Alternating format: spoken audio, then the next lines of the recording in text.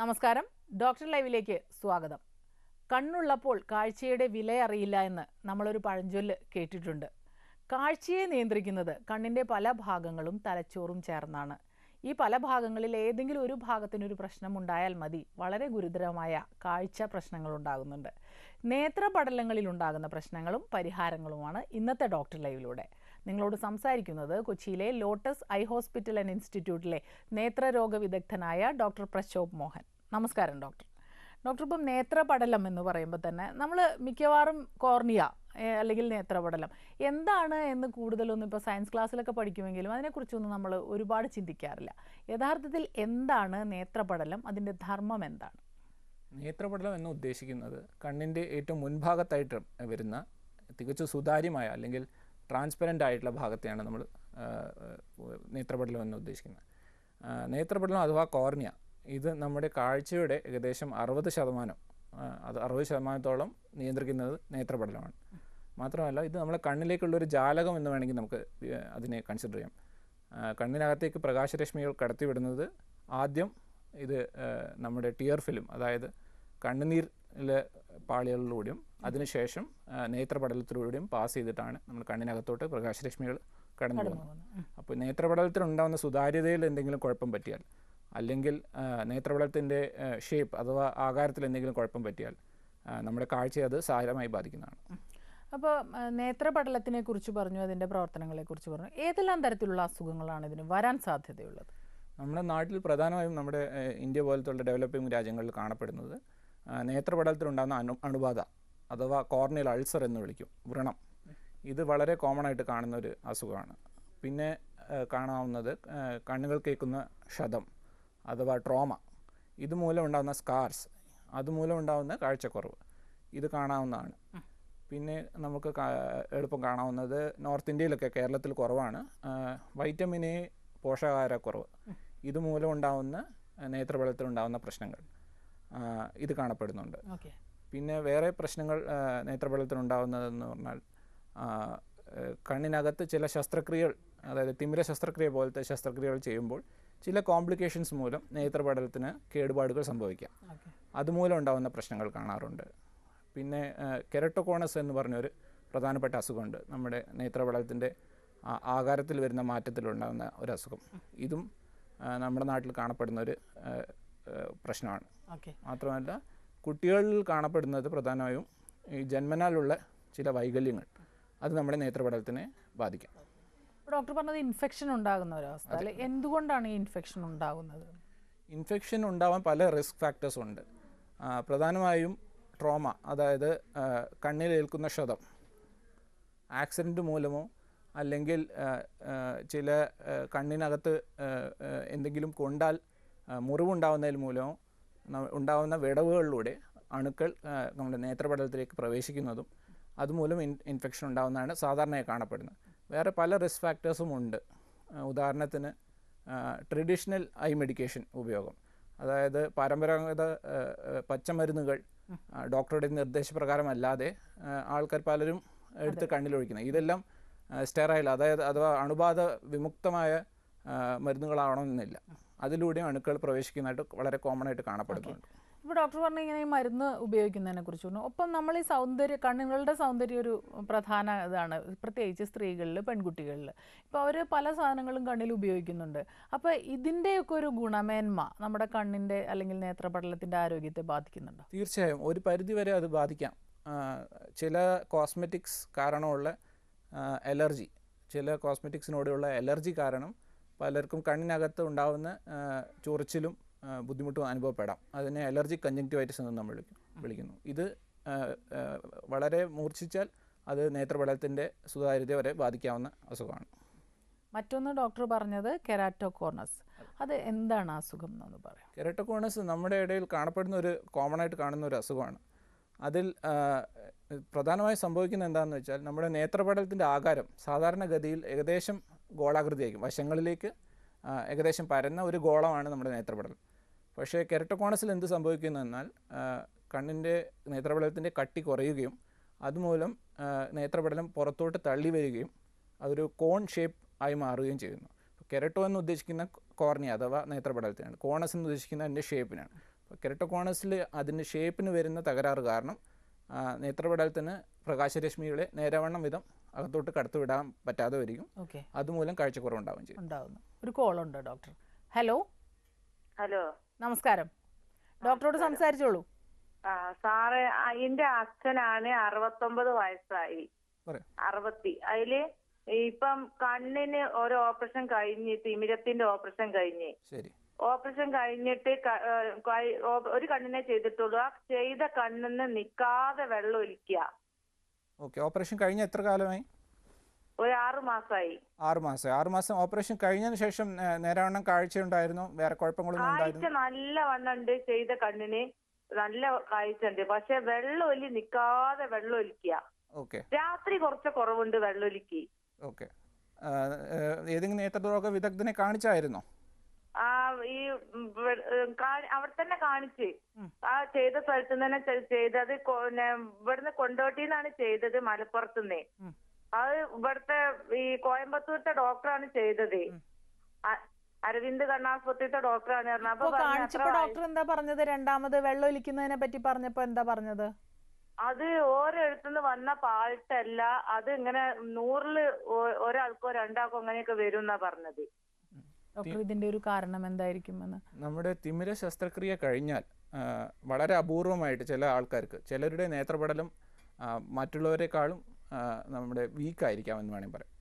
നേത്രപടലത്തിന് പല ലെയേഴ്സും ഉണ്ട്. അതിൽ ഒരു ലെയറിൽ വരുന്ന അപാകതകൾ മൂലം ചില പ്രശ്നങ്ങൾ സംഭവിക്കാം ചിലവർക്ക്. തിമിര ശസ്ത്രക്രിയ കഴിഞ്ഞാൽ ആ അവസാനത്തെ എൻഡോത്തീലിയം എന്ന് പറയുന്ന ലെയറിൽ വരുന്ന പ്രശ്നങ്ങൾ കാരണം നേത്രപടലത്തിൻ്റെ അകത്ത് നീര് കെട്ടുകയും അതുമൂലം വേദനയും വെള്ളമൊലിപ്പും വരാൻ സാധ്യതയുണ്ട്.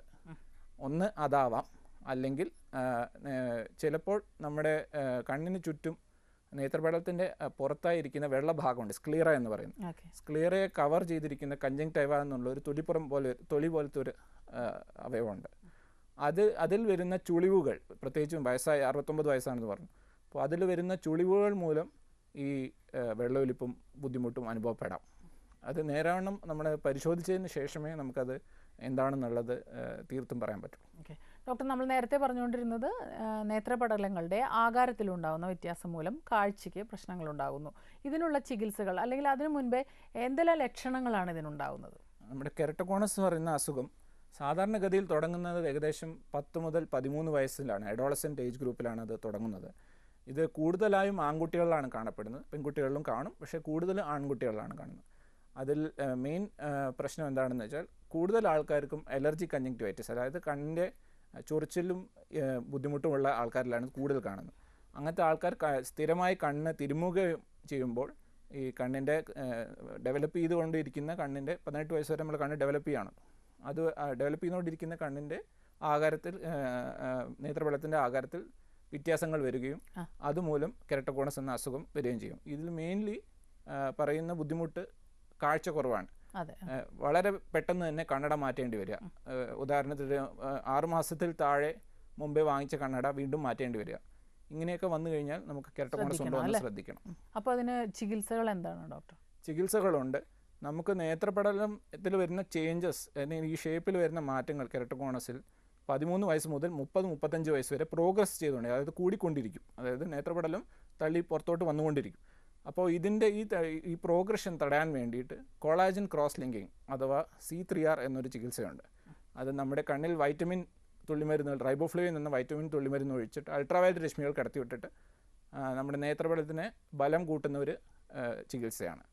മാത്രമല്ല ഇത് കഴിഞ്ഞതിന് ശേഷം കാഴ്ച കറക്റ്റ് ചെയ്യാൻ വേണ്ടി കോണ്ടാക്ട് ലെൻസസ്, പല ടൈപ്പ് കോണ്ടാക്ട് ലെൻസസ് ഉണ്ട്. റിജിഡ് ഗ്യാസ് പെർമിബിൾ, അതായത് RGP കോണ്ടാക്ട് ലെൻസസ് ഉണ്ട്. റോസ്കെ എന്നിനം ഒരു കോണ്ടാക്ട് ലെൻസ് ഉണ്ട്. സ്ക്ലീറൽ കോണ്ടാക്ട് ലെൻസസ് ഉണ്ട്. മാത്രമല്ല കണ്ണിനകത്ത് ഇംപ്ലാന്റ് ചെയ്യാൻ പറ്റിയ പെർമനൻ്റ് ആയിട്ടുള്ള ഇംപ്ലാന്റബിൾ കോണ്ടാക്ട് ലെൻസസും ഉണ്ട്. മറ്റൊരു കോളിലേക്ക് പോകാം ഡോക്ടർ. ഹലോ. ഹലോ, ചോദിച്ചോളൂ ഡോക്ടറോട്. ഹലോ ഡോക്ടർ, പറയൂ. പിന്നെ ഇങ്ങനെ ഒരു നല്ല കണ്ണിലിങ്ങനെ പിന്നെ കുത്തിപ്പോയേ. കേൾക്കുന്നില്ല. കണ്ണില് കൃഷ്ണമണി ഇങ്ങനെ കുത്തി, എന്റെ കൈ കൊണ്ട് തന്നെ കുത്തിപ്പോയി ഒരു ബുക്കിനെ വായിക്കുമ്പോ. അപ്പൊ ചെറിയൊരു മുറിവ് പറ്റീനെ കണ്ണിന്റെ കൃഷ്ണമണിയില്. എന്നിട്ട് അത് അന്നേരം തന്നെ ഡോക്ടറെ അടുത്ത് കാണിച്ച് ഡ്രോപ്സ് ഒക്കെ വെച്ചിട്ട് പിന്നെ നോക്കുമ്പോൾ ഉറങ്ങി എണീറ്റാല് രാവിലെ ഇങ്ങനെ കണ്ണ് മൂടി പോവുക. അതിന്റെ തുറക്കുമ്പോഴേക്കും കണ്ണിൽ മണലോ തൊട്ട പോലെ ഒരു ഭയങ്കര ഡിസ്റ്റർബ്, ഇങ്ങനെ കുടുകുടാന്ന് വെള്ളമാകുക. ഇപ്പൊ 5-6 മാസമായി, എന്നിട്ട് ഇപ്പോൾ നല്ലോണം ക്ലിയർ ആയിട്ടില്ല. ഇതും ഒരു കോമൺ അസുഖമാണ്. ഇതിനെ റെക്കറൻറ്റ് കോർണിയൽ ഇറോഷൻസ് എന്ന് പറയും. അതായത് നേത്രപടലത്തിൻ്റെ കവർ ചെയ്തിരിക്കുന്ന ഒരു തരം ചർമ്മമുണ്ട്, എപ്പിത്തീലിയം എന്ന് പറയും. ഈ ചർമ്മത്തിൽ വരുന്ന വിള്ളലുകൾ അത് മുഴുവനായിട്ടും ഹീലാവാതിരിക്കുന്ന ഒരവസ്ഥയാണത്. അത് ഹീലാവുന്നു, എന്നിട്ട് അത് വീണ്ടും ചർമ്മം പിന്നെയും ഇളകി പോകുന്നു. ഇത് കൂടുതലും രാവിലെ എണീക്കുമ്പോൾ കണ്ണിന് വരുന്ന ശക്തമായ വേദന, ഇതൊക്കെയാണ് അതിൻ്റെ സിംറ്റംസ്. നമ്മുടെ കോളർ പറഞ്ഞ പോലെ മുമ്പേ എന്തെങ്കിലും കണ്ണിൽ ഒരു തവണ കൊള്ളുമ്പോഴാണ് ഇത് പ്രസിപ്പിറ്റേറ്റ് ആവുന്നത്, ഈ അസുഖം പുറത്തു വരുന്നത്. അല്ലെങ്കിലും ഇവർക്ക് ഇതിന്റെ പ്രശ്നങ്ങളുണ്ടോ ശരിക്കും പറഞ്ഞാൽ? എപ്പിത്തീലിയം നമ്മുടെ കോർണിയമായിട്ടും ഒരു എഡീഷൻ ഉണ്ട്, തമ്മിലൊരു ഗ്ലൂ പോലത്തെ ഒരു കണ്ടീഷനുണ്ട്. ഈ എഡീഷൻ വീക്കാവുന്നത് ചില ആൾക്കാർക്കാണ്. അങ്ങനെ ആ വൈകല്യമുള്ള ആൾക്കാർക്ക് എന്തെങ്കിലും ഒരു കണ്ണിൽ കൊള്ളുമ്പോൾ ഈ ഒരു അസുഖം മാനിഫെസ്റ്റ് ചെയ്യണം. പക്ഷേ ഇതിന് ട്രീറ്റ്മെൻറ്റ് ഉള്ളതാണ്. ഒരു നേത്രരോഗത്തിനെ കണ്ടാൽ നല്ല ട്രീറ്റ്മെൻറ്റ് എടുക്കാവുന്നതാണ്. ഇമ്പോർട്ടൻറ്റ് കാര്യം എന്താണെന്ന് വെച്ചാൽ ഒരേ ആളെ തന്നെ കാണണം. പ്രത്യേകിച്ച് ഒരു നേത്രപടലത്തിൻ്റെ കാര്യത്തിൽ വൈദഗ്ധ്യമുള്ള ഒരു ഡോക്ടറെ കാണുന്നതായിരിക്കും കൂടുതൽ നല്ലത്. അത് ഒരേ ആളെ കാണുകയാണെങ്കിൽ നമുക്ക് ഇത് വീണ്ടും വീണ്ടും വരുന്നൊരു അസുഖമാണ്, അതിന് ഈ ട്രീറ്റ്മെൻറ്റ് വേണമെന്ന് മനസ്സിലാവുള്ളൂ. കാരണം പല ഡോക്ടർമാരുടെ അടുത്ത് പോയി കഴിഞ്ഞാൽ ഒരു കണ്ടിന്യൂറ്റി കിട്ടില്ല. തൽക്കാലത്തേക്കുള്ള എന്തെങ്കിലും മരുന്നുകൾ ആയിരിക്കും ചിലപ്പോൾ. ഡോക്ടർ, നമുക്കൊരു ഇടവേളയ്ക്ക് ശേഷം തിരികെ വരാം. ഡോക്ടർ ലൈവിൽ ഒരു ഇടവേള.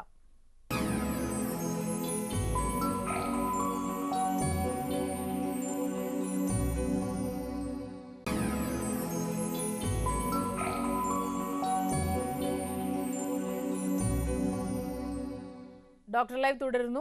ഡോക്ടർ, ഇപ്പം നമ്മൾ ചില അസുഖങ്ങൾ, ഗ്ലോക്കോമ പോലെയുള്ള അസുഖങ്ങൾ വന്നു കഴിഞ്ഞാൽ പിന്നീട് പോയ കാഴ്ച നമുക്ക് വീണ്ടെടുക്കാൻ കഴിയുന്നില്ല, നിയന്ത്രിച്ച് നിർത്താനാണ് പറ്റുക.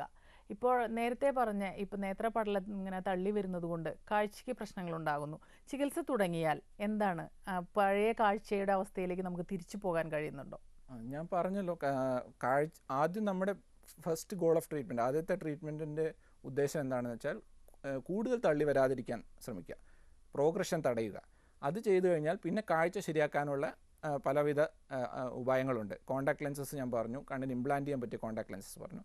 പിന്നെ വളരെ ലേറ്റ് സ്റ്റേജുകളാണെങ്കിൽ, അവസാനത്തെ സ്റ്റേജൊക്കെ ആണെങ്കിൽ നമുക്ക് പിന്നെ കാഴ്ച കറക്റ്റ് ചെയ്യാൻ വേണ്ടി ബാക്കിയുള്ളത് കോർണിയൽ ട്രാൻസ്പ്ലാന്റേഷൻ, അതായത് കണ്ണ് മാറ്റിവെക്കൽ ശസ്ത്രക്രിയ എന്ന് നമ്മൾ കോമൺലി പറയുന്ന ആ പ്രക്രിയയാണ് കാഴ്ച വീണ്ടെടുക്കാൻ ചെയ്യുന്നത്.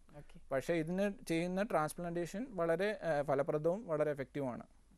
ട്രാൻസ്പ്ലാന്റേഷനെ പറ്റി പറയുമ്പോൾ ഒരുപാട് കാര്യങ്ങളുണ്ടല്ലോ. ആർക്ക് അവയവം ദാനം ചെയ്യാൻ കഴിയും, ആർക്ക് ഇത് സ്വീകരിക്കാൻ കഴിയുമെന്നുള്ള. അപ്പോൾ നേത്രപടലത്തിൻ്റെ അല്ലെങ്കിൽ കണ്ണിൻ്റെ ട്രാൻസ്പ്ലാന്റേഷനിൽ നമ്മൾ എന്തെല്ലാം കാര്യങ്ങളാണ് ശ്രദ്ധിക്കേണ്ടത്? ഓക്കെ, കണ്ണ് ദാനം എന്ന് നമ്മൾ ഉദ്ദേശിക്കുന്നത് കണ്ണ് മൊത്തമായിട്ട് ദാനം ചെയ്യുക എന്നുമല്ല.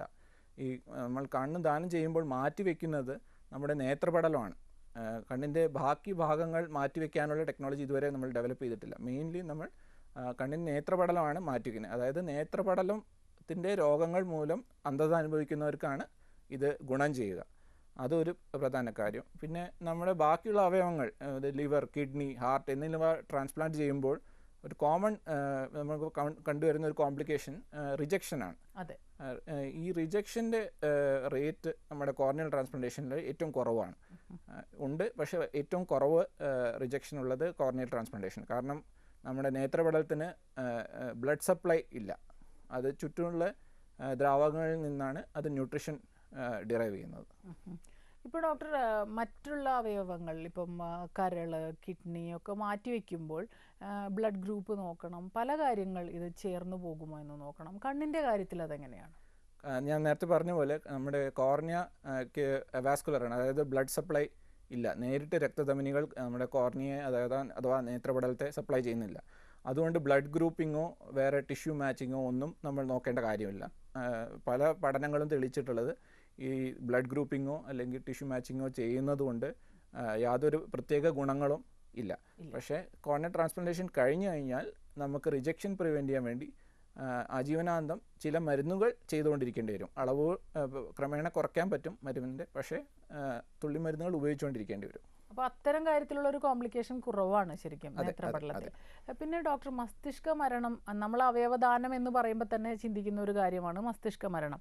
മസ്തിഷ്ക മരണം സംഭവിക്കുന്നവരുടെ നേത്രപടലം നമുക്ക് എടുക്കാൻ പറ്റുമോ? തീർച്ചയായും അത് വളരെ കോമൺ ആയിട്ട് നമുക്ക് ഡൊണേഷൻ കിട്ടുന്നത് മസ്തിഷ്ക മരണം സംഭവിച്ച ആൾക്കാരിൽ നിന്നാണ്. അതായത് നമ്മുടെ ഹോസ്പിറ്റൽ കോർണിയൽ റിട്രീവൽ പ്രോഗ്രാം ഒരിതുണ്ട്. അതിൽ നമ്മൾ ഐ ഡൊണേഷൻ കൗൺസിലേഴ്സിനെ മരണനിരക്ക് കൂടാനുള്ള സാധ്യതയുള്ള hospital areas, emergency accident areas, ഇവിടെയെല്ലാം പോസ്റ്റ് ചെയ്യുന്നു.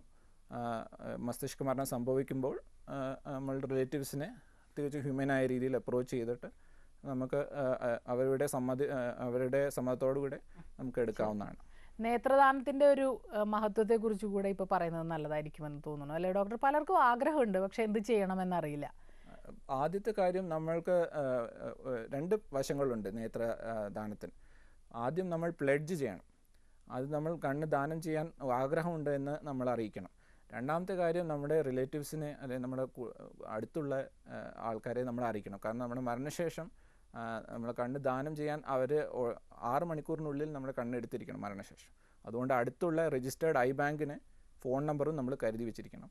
നമ്മുടെ റിലേറ്റീവ്സ് ഐ ബാങ്കിനെ ഫോൺ ചെയ്ത് അറിയിക്കുകയും വേണം. ഡോക്ടർ, നമുക്ക് മറ്റൊരു ഇടവേളയ്ക്ക് ശേഷം തിരികെ വരാം. ഡോക്ടർ ലൈവിൽ ഒരു ഇടവേള കൂടി.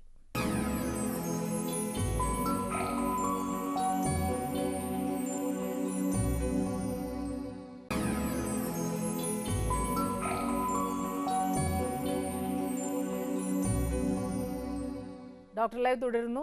ഡോക്ടർ, ഇപ്പോൾ പുതിയ തലമുറ കൂടുതൽ സമയവും മൊബൈൽ ഫോണും ഇൻ്റർനെറ്റും ഒക്കെയാണ്, കമ്പ്യൂട്ടറിൻ്റെ മുമ്പിലാണ്. അത് തൊഴിൽപരമായിട്ടും മിക്കവാറും പേര് അതിൻ്റെ മുമ്പിൽ തന്നെയായിരിക്കും. അപ്പോൾ അവരിൽ കാണുന്ന പ്രശ്നങ്ങൾ എന്തെല്ലാമാണെന്നുള്ളത്? കമ്പ്യൂട്ടർ അമിതമായി ഉപയോഗിക്കുന്നവരിൽ അത് നേരാവണ്ണം ഉപയോഗിച്ചതിൽ വരുന്ന ഒരു പ്രോബ്ലമാണ് computer vision syndrome. Computer vision syndrome എന്ന് വെച്ചാൽ നമ്മൾ 20 മിനിറ്റിൽ കൂടുതൽ ഒരേ കണ്ടിന്യൂസ് ആയി നമ്മൾ കമ്പ്യൂട്ടർ സ്ക്രീനിൽ നോക്കിയിരിക്കുകയാണെങ്കിൽ നമുക്ക് വരുന്ന കണ്ണിന് ചുറ്റുമുള്ള പേശികൾ വരുന്ന വലിവ്, അത് അല്ലെങ്കിൽ കണ്ണിനകത്ത് വരുന്ന ഡ്രൈനെസ്, കണ്ണിൽ കരടിട്ടിരിക്കുന്ന പോലത്തെ ഒരു ഫീലിംഗ്, ഇതിനെല്ലാം ഒരുമിച്ച് വിളിക്കുന്ന ഒരു പേരാണ് computer vision syndrome. Computer vision syndrome ഒരു മാരക അസുഖമൊന്നുമല്ല, കാഴ്ച നഷ്ടപ്പെടുന്നൊരു അസുഖമൊന്നുമല്ല, എന്നാലും അത് വളരെ പ്രാധാന്യം അർഹിക്കുന്നൊരു അസുഖമാണ്. അതിന് ചില കമ്പ്യൂട്ടർ യൂസ് ചെയ്യാൻ ചില റൂൾസ് ഉണ്ട്. അത് നമ്മൾ കറക്റ്റായി ഫോളോ ചെയ്യുകയാണെങ്കിൽ നമുക്കിത് അവോയ്ഡ് ചെയ്യാവുന്നതാണ്. അടുത്തൊരു കോളിലേക്ക് പോകാം ഡോക്ടർ. ഹലോ. നമസ്കാരം, സംസാരിച്ചോളൂ ഡോക്ടറോട്. എനിക്ക് 51 വയസ്സുണ്ട്. ഞാൻ കോട്ടയത്ത് നിന്നാണ് വിളിക്കുന്നത്. ഒരു 5 മാസം മുമ്പ് കണ്ണ് ചെറിയൊരു ഇറിറ്റേഷൻ വന്നിട്ട് ഞാനൊരു പ്രൈവറ്റ് ഹോസ്പിറ്റലിൽ കാണിച്ചിരുന്നു. അപ്പോൾ ഒരു വെയിൻ ബ്രേക്കായിട്ട് ഫ്ലൂയിഡ് ഉണ്ട്, അത് ലേസർ ചെയ്യണമെന്ന് പറഞ്ഞായിരുന്നു. മറ്റൊരു ഹോസ്പിറ്റലിൽ പോയി ലേസർ ചെയ്തു. അവർ പറയുന്നത് ഇത് ഹോഴ്സൂട്ട് ടിയറിന്റെ വിട്രോസ് എമറൈ എന്ന് പറഞ്ഞു ഇടത് കണ്ണിന്. വലത് കണ്ണിന് ലാറ്റൈസ് ഡീജനറേഷൻ പറഞ്ഞിട്ടുണ്ട്. എന്താണിത് ഈ അസുഖം? അത് എനിക്ക് വലത് കണ്ണിന് എന്താണ് ഒന്നുകൂടി പറയാം? ഇടത് കണ്ണിന് ഒരു സമ്മറി പറഞ്ഞേക്കുന്നത് എന്താണ് ഹോഴ്സൂട്ട് ടിയർ ആൻഡ് വിട്രോസ് എമറൈ എന്നാണ് പറഞ്ഞത്, ഡീജനറേഷൻ. മറ്റേ വലത് കണ്ണിന് ലാറ്റൈസ് ഡീജനറേഷനും കുറിച്ചിട്ടുണ്ട്. എന്താണ് ഇങ്ങനെ വരാനുള്ള കാരണം? അപ്പം കുറച്ച് പ്രിക്കോഷൻസ് ഒക്കെ ഇങ്ങനെ എന്നോട് പറഞ്ഞിരുന്നു. അപ്പൊ അത് മാറുന്നതാണ്. കണ്ണട ധരിക്കുന്ന ആളാണോ? കണ്ണ് റീഡിംഗ് ഗ്ലാസ് മാത്രം, അല്ലാതെ കണ്ണട ധരിക്കുന്ന ആളല്ല. ഫാമിലിയിൽ വേറെ ആർക്കെങ്കിലും ഇങ്ങനത്തെ, കുടുംബത്തിൽ ആർക്കെങ്കിലും ഇങ്ങനത്തെ പ്രശ്നമുണ്ടോ? എനിക്ക് അറിവില്ല. അങ്ങനെ ഒരു അച്ഛനും അമ്മയ്ക്ക് അങ്ങനെ ഉണ്ടായിരുന്നില്ല. കണ്ണിന് എപ്പോഴെങ്കിലും ക്ഷതം വല്ലതും ഏറ്റിട്ടുണ്ടോ? ഒന്നുമില്ല. ഓക്കെ.